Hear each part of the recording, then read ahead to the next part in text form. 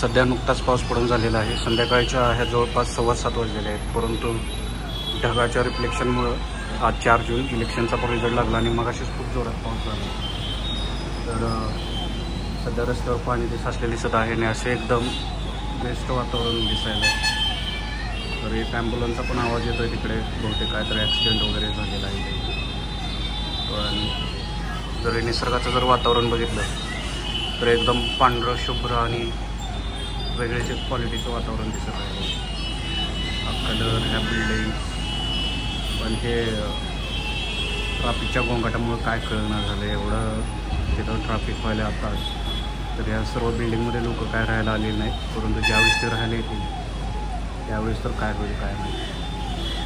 आणि इथं गाड्यावाले ते एवढे आडवं वगैरे येतात की लोक ट्रॅफिकचा नियम वगैरे कोण काय जास्त एवढं पाळणं झालं।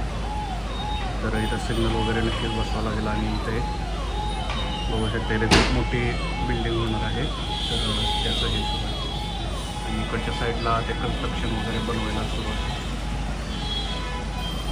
सिमेंटचा टँकर नुसते इकडे सगळ्या बिल्डिंग झालेल्या आहेत। बिल्डर नुसते घरं बांधायले, म्हणजे घर 20 ते 25 लाखाला येतं, त्याची किंमत सध्या 70 ते 80 लाख रुपये सुरू आहे। लोकांची नुसती फसवणूक का काय म्हणा, हे सगळे इथं बघायला त्या बिल्डिंगमध्ये काही दिवसापूर्वी तर काहीच नव्हतं, तर सध्या पुण्यामध्ये अशी गत आहे। जास्त व्हिडिओ काढला की सध्या हे एन्व्हायरमेंट जे आहे ते एकदम भारी दिसते, यासाठी एक व्हिडिओ शूट केलेला आहे। तुम्हाला कसा व्हिडिओ वाटला आणि तुम्ही पण पुण्यामध्ये असाल तर नक्की कळवा। थँक्यू।